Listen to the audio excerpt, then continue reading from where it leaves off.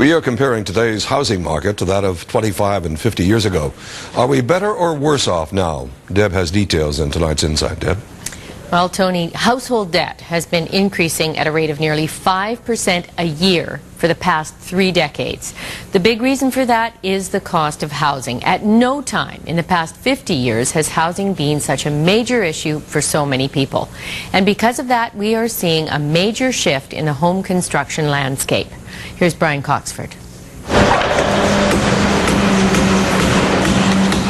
It's no secret we're in a boom. If the measuring stick for an economy is building, in BC it's never been better. Wages are high, unemployment in the construction industry close to zero. At this downtown condo development, they're putting up a floor every week.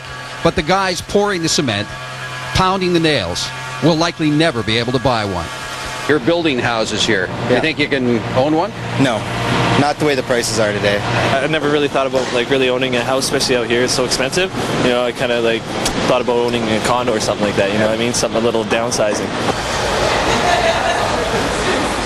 50 years ago, when the interurban line was the way to get around, land values, even in downtown Vancouver, by today's standards, were a bargain. Homes sold for $5,000 to $15,000, and land for this apartment building in the heart of the West End was valued at $32,000. Today, the land and building are assessed at well over $7 million.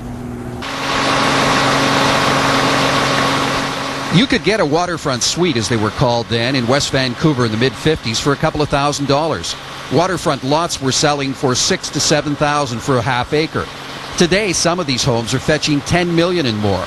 Today, people are moving downtown, where many condos have doubled in value in the last couple of years. On the high side, there are still 6 estate condos for sale at the top of Shangri-La, Vancouver's tallest building, on the market from $4 to $18 million. Okay, this one's sold, $1,860,000, 6 offers, $210,000 over the list price, and surprisingly, they're going to rip it down. If you look in the last 10 years or so, the run-up in housing prices is quite marked. It's exceeded GDP growth, it's exceeded inflation, it's exceeded income growth. This home in Vancouver's Arbutus Ridge sold for $1,426,000 for land only. It's a teardown. 50 years ago, the same property would have sold for $7,500. That's a 19,000% increase. This home in East Vancouver on a 33-foot lot recently sold for its land value at $565,000. 50 years ago, the land was valued at $3,795. So doing the number crunching over that 5-decade period, the percentage of increase here is 14,900%.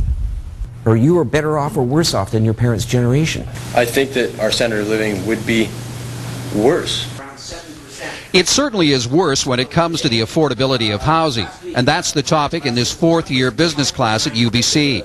The project here, each student was given a fictitious amount of money, $70,000 to $90,000 to buy a home in the Lower Mainland. They quickly discovered they couldn't get far in the real estate market with that amount. I couldn't find anything inside Maple Ridge, really, that suited my tastes. I don't really want to live in a condo. Hypothetically put 10% down, so I was able to statistically afford a $270,000 home in Kitsilano. That was 600 square feet. I found a condo in East Vancouver. It's about 1 bedroom with an $80,000 income, so it's just not affordable. Their dreams of staying in Vancouver, buying a home with a yard, were shattered, unless, of course, Mom and Dad passes it on. Out here, this kind of home on the west side now averages just under $1.4 million. And a detached Metro Vancouver average is $737,000. An Ipsos Reid poll asked the question, who has or had it better on home affordability?